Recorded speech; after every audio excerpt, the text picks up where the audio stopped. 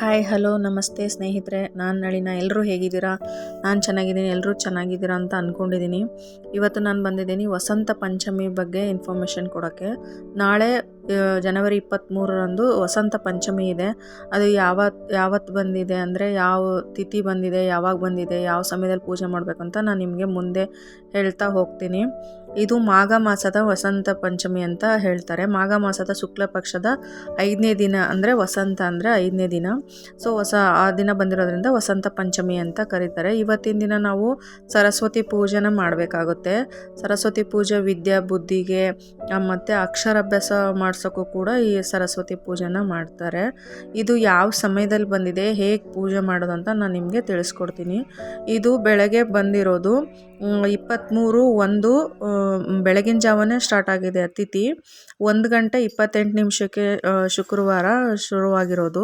24/1 1:46 ಮುಕ್ತಾಯ ಆಗುತ್ತೆ. ಅಂದರೆ ನಮಗೆ ಫುಲ್ ತಿಥಿ ಬಂದಿರೋದು 23ನೇ ತಾರೀಕೆ ಬಂದಿದೆ. 1 ಗಂಟೆಯಿಂದನೇ ಶುರುವಾಗಿರೋದ್ರಿಂದ ಸೂರ್ಯೋದಯ ಅವತ್ತೇ ಬಂದಿರೋದ್ರಿಂದ ನಾವು 23ನೇ ತಾರೀಕು ಶುಕ್ರವಾರ ಬಂದಿದೆ. ಅದು ಎಸ್ಪೆಷಲಿ ಶುಕ್ರವಾರ ಬಂದಿರೋದ್ರಿಂದ ನಾವು ಅವತ್ತೇ ನಾವು ವಸಂತ ಪಂಚಮಿನ ಆಚರಣೆ ಮಾಡಬೇಕಾಗುತ್ತೆ.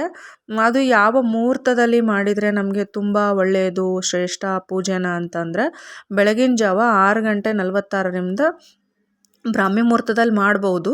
ಅದತ್ತು ಮಾಡೋಕ್ಕಾಗಲಿಲ್ಲ ಅಂತಂದರೆ 6:46 12:32 ನಮಗೆ ಒಳ್ಳೆ ಮುಹೂರ್ತ ಸಿಕ್ಕಿದೆ. ಆ ಮುಹೂರ್ತದಲ್ಲಿ ನಾವು ಪೂಜೆ ಮಾಡ್ಬೋದು. ಅವತ್ತಿನ ದಿನ ನಾವು ಅಕ್ಷರಾಭ್ಯಾಸ ಮೇನ್ ಮಕ್ಕಳಿಗೆ, ನಾವಿನ್ನೂ ಸ್ಕೂಲಿಗೆ ಹಾಕಿಲ್ಲ, ಇನ್ನು ಮನೆಯಲ್ಲೇ ಇದೆ ಮಕ್ಕಳು, 2 ವರ್ಷ 3 ವರ್ಷದ ಮಕ್ಕಳಿದೆ ಅಂತಂದರೆ ನೀವೇ ಮನೆಯಲ್ಲಿ ಒಂದು ಪ್ಲೇಟಲ್ಲಿ ಅಕ್ಕಿ ತೊಗೊಂಡ್ಬಿಟ್ಟು ಮಕ್ಕಳ ಹತ್ರನೇ ಬರೆಸಿ, ಓಂ ಇಲ್ವಾ ಶ್ರೀ ಆ ಥರ ಬರೆಸ್ಬಿಟ್ಟು ಅವ್ರ ಹತ್ರನೇ ಪೂಜೆ ಮಾಡಿಸಿ. ಎಸ್ಪೆಷಲಿ ಮಕ್ಕಳ ಹತ್ರ ಇವತ್ತಿನ ದಿನ ಪೂಜೆ ಮಾಡಿದ್ರೆ ಸರಸ್ವತಿ ತಾಯಿ ಬೇಗ ಪ್ರಸನ್ನನಾಗ್ತಾಳೆ ಅಂತ ಹೇಳಲಾಗುತ್ತೆ. ಅವತ್ತಿನ ದಿನ ಬುಕ್ಸು, ಮಕ್ಕಳದ್ದು ಯಾವುದಾದ್ರೂ ಬುಕ್ಸ್ ಇದ್ದರೆ ಬುಕ್ಸು, ಅಲ್ಲ ಈ ಪೇಂಟಿಂಗ್ ಇಂಟ್ರೆಸ್ಟ್ ಇದ್ದರೆ ಪೇಂಟಿಂಗ್ ಬ್ರಷು, ಪೇಂಟಿಂಗ್ ಬರುತ್ತಲ್ಲ ಅದು, ಇಲ್ಲಾಂದರೆ ಸಂಗೀತ ಕಲಿತಾ ಇದ್ದಾರೆ ಅಂದರೆ ವೀಣೆ, ಗಿಟಾರ್ ಆ ಥರದ್ದು ಇನ್ಸ್ಟ್ರೂಮೆಂಟ್ ಯಾವುದಿಟ್ಟು ಪೂಜೆ ಮಾಡಿದರೆ ಸರಸ್ವತಿ ಬೇಗ ಅದಕ್ಕೆ ಒಲಿತಾಳೆ ಅಂತ ಹೇಳಲಾಗತ್ತೆ.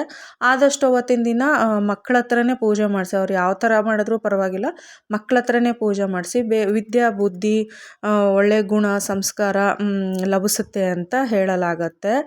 ಇವತ್ತು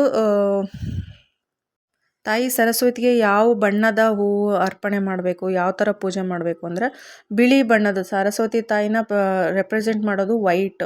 ಮೇನಾಗಿ ನಾವು ಬಿಳಿ ಬಣ್ಣದ ಹೂವನ್ನ, ಎಕ್ಕದ ಹೂವು, ಇಲ್ಲ ಸೇವಂತಿಗೆ ಬಿಳಿದು ಬರುತ್ತೆ, ಇಲ್ಲ ಇದು ಬರುತ್ತೆ ಮಲ್ಲಿಗೆ ಹೂವು ಬರುತ್ತೆ, ವೈಟ್ ಕಲರ್ ಯಾವುದಾದ್ರೂ ಪರವಾಗಿಲ್ಲ, ಆ ಥರದನ್ನು ಇಟ್ಟು ಪೂಜೆ ಮಾಡಿ.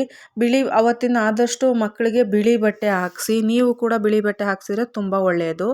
ಬಿಳಿ ಬಣ್ಣದ ಯಾವುದಾದ್ರೂ ಪರವಾಗಿಲ್ಲ ಹಾಕ್ಕೊಂಡು ಪೂಜೆ ಮಾಡಬಹುದು. ಆಮೇಲೆ ನೈವೇದ್ಯನೂ ಅಷ್ಟೇ, ಖೀರ್ ಮಾಡ್ತಿರಲ್ಲ ರವೆದು ಬಿಳಿದು, ಆ ಥರ ವೈಟಲ್ಲೇ ಪ್ರಿಪೇರ್ ಮಾಡಿ, ಸ್ವಲ್ಪ ಆದಷ್ಟು ವೈಟ್ ಕಲರ್ನೇ ಇದು ಮಾಡಿ. ಈ ಥರ ಮಾಡೋದ್ರಿಂದ ಮಕ್ಕಳಿಗೆ ವಿದ್ಯಾ ಬುದ್ಧಿ ಬೇಗ ಲಭಿಸುತ್ತೆ ಅಂತ ಹೇಳಲಾಗತ್ತೆ. ಆದಷ್ಟು ನಿಮ್ಮ ಮಕ್ಕಳಿಗೆ ಮಾತಾಡೋಕ್ಕೆ ಬರುತ್ತೆ ಅಂತಂದರೆ ಸ್ವಲ್ಪ ಶ್ಲೋಕಗಳನ್ನ ಹೇಳ್ಕೊಡಿ.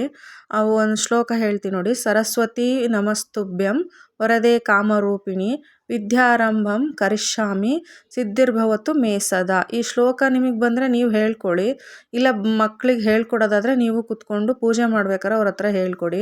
ಇದು ಹೇಳೋಕ್ಕಾಗಲ್ಲ, ದೊಡ್ಡದಿದೆ ಮಕ್ಕಳಿಗೆ ಅಂತಂದರೆ ಓಂ ಐಂ ಸರಸ್ವತೇ ನಮಃ ಈ ಮಂತ್ರನಾದರೂ ಹೇಳ್ಕೊಡಿ. ಅವರಿಗೆ ಇದು ಈಸಿ ಆಗುತ್ತೆ, ಸ್ವಲ್ಪ ಬೇಗ ಹೇಳ್ಬೋದು.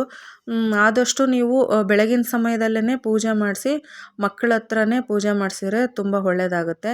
ಇಲ್ಲ ಇನ್ ಕೇಸ್ ಆಗಿಲ್ಲ, ಮಕ್ಕಳು ಸ್ಕೂಲಿಗೆ ಹೋಗಿದ್ದಾರಂದರೆ ಸಂಜೆ ಬಂದಮೇಲೆ ಆದ್ರೂ ಗೋಧೂಳಿ ಸಮಯದಲ್ಲಿ ಈ ಪೂಜೆ ಮಕ್ಕಳಿಂದನೇ ಪೂಜೆ ಮಾಡಿಸಿ. ಆದಷ್ಟು ಇವತ್ತು ಮಕ್ಕಳಿಂದ ಪೂಜೆ ಮಾಡಿಸಿದ್ರೆ ತುಂಬ ಒಳ್ಳೆಯದು. ನೀವು ಅಕ್ಷರಾಭ್ಯಾಸ ಮಾಡಿಸೋದಾದರೆ ಅವತ್ತಿನ ದಿನ ಒಂದು ಪ್ಲೇಟಲ್ಲಿ ಅಕ್ಕಿ ಹಾಕ್ಬಿಟ್ಟು ನೀವೇ ಕೈ ಹಿಡ್ಕೊಳ್ಳಿ. ಚಿಕ್ಕ ಮಕ್ಕಳಿದ್ರೆ ನೀವೇ ಕೈ ಇಟ್ಬಿಟ್ಟು ಅಂತ ತಿದ್ದಿಸಿ, ಇಲ್ಲ ನೀವು ಆ ಅಂತ ತಿದ್ದಿಸಿ, ಶ್ರೀ ಅಂತ ಬರೆಸ್ಬೋದು, ಓಂ ಅಂತ ಬರೆಸ್ಬೋದು. ಈ ಥರ ಬರೆಸೋದ್ರಿಂದ ಮಕ್ಕಳಿಗೆ ವಿದ್ಯಾ ಬುದ್ಧಿ ಪ್ರಾಪ್ತಿ ಆಗುತ್ತೆ ಅಂತ ಹೇಳಲಾಗುತ್ತೆ. ಇದಾಗಿತ್ತು ಇವತ್ತಿನ ವಿಶೇಷತೆ. ಈ ತಿಥಿ ನಕ್ಷತ್ರ ಆಮೇಲೆ ಯಾವ ಸಮಯದಲ್ಲಿ ಪೂಜೆ ಮಾಡಬೇಕು ಅಂತ ಎಲ್ಲ ತಿಳಿಸ್ಕೊಟ್ಟಿದ್ದೀನಿ. ಇದರಿಂದ ನಿಮಗೇನಾದರೂ ಇನ್ಫಾರ್ಮೇಷನ್ ಅನಿಸಿದ್ರೆ ಪ್ಲೀಸ್ ನನ್ನ ವಿಡಿಯೋನ ಲೈಕ್ ಮಾಡಿ, ಶೇರ್ ಮಾಡಿ, ಸಬ್ಸ್ಕ್ರೈಬ್ ಮಾಡಿ, ನನ್ನ ಚಾನಲ್ಗೆ ಸಪೋರ್ಟ್ ಮಾಡಿ. ಮತ್ತೆ ಸಿಗ್ತೀನಿ ಮುಂದಿನ ವಿಡಿಯೋದಲ್ಲಿ. ಎಲ್ಲರಿಗೂ ಧನ್ಯವಾದಗಳು. ನಮಸ್ತೆ.